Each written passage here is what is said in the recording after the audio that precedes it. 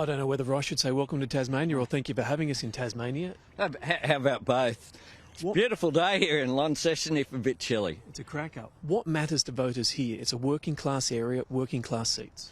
What matters is people feel like it's just too hard to get by. The cost of living, everything's going up except their wages. And that's the big feedback that I've had in visits to Launceston. Also, there is an ageing population here as well.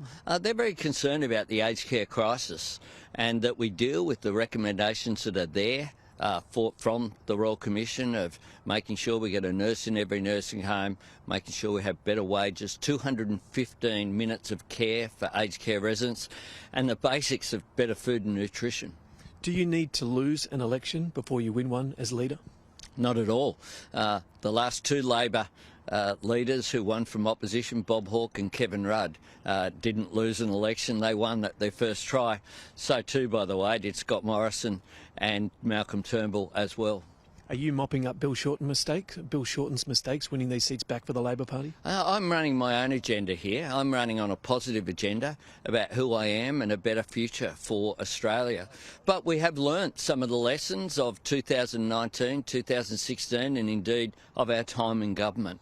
And we've learnt on that experience. I have a policy or a philosophy, if you like, that was taught to me by my mentor, Tom Uran. He said, you've got to get better every day and you've got to learn something new every day. And I keep doing that, and I hope that's reflected in the positive agenda for a better future that we have. A lot of the commentariat are saying this is going to be a particularly bitter and nasty campaign. Should we expect that? Well, I hope not. I hope it's about Australia's future. We have, though, a government that doesn't really have an agenda, a government that handed down a budget a couple of weeks ago where all of the one-off payments just end as soon as people have cast their vote. They don't have a plan to deal with climate change and energy. They don't have a social policy plan. They don't have an industry policy plan to grow new jobs.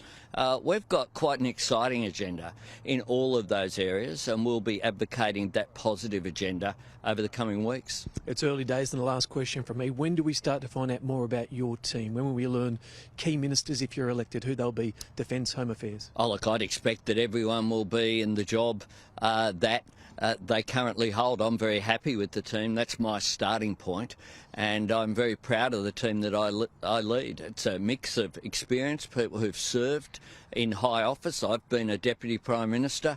I've served as Acting Prime Minister at times. I've been a Senior Minister in the government. A range of other people have served in senior roles. Penny Wong, Tony Burke, Chris Bowen and others. People have served as Chief Ministers in Katie Gallagher or Premiers in Christina Keneally.